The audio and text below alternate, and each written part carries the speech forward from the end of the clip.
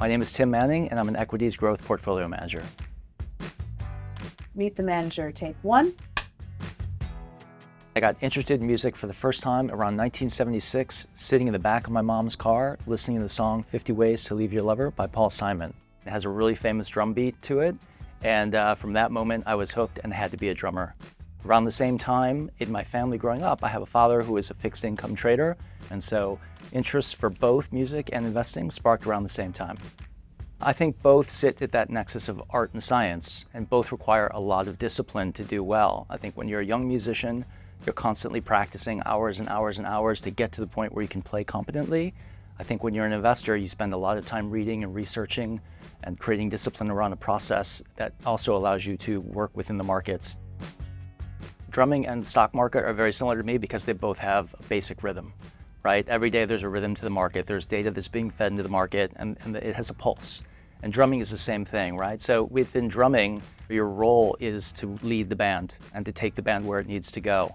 But you also have to be listening constantly for subtle changes that another player may want to go somewhere else and explore something different. And that's very much within our team today, kind of how I view my role. So I lay down the tempo as best I can for the team. We have a process around it.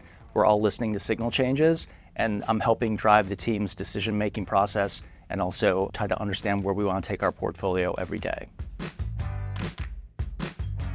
One of the things that's really fascinating to me about the discovery process is at work, it's like when I used to go into a record store and I could spend hours trying to find new things, and then I would get to share those discoveries with someone else. It's very much like the investment process today. We're always looking for growth vectors, new markets, new opportunities. Think about AI today. This is something we've been talking about for 10 or 15 years. It was originally called machine learning, but I've been able to watch this now for almost my entire career and watch it develop. And now we're really at this point where it's actually becoming a market and it's actually growing. So this is what's so fascinating about the work is you can spend years and years and years learning and researching about something, and then eventually there's that timing that you have to get right to actually make the investment.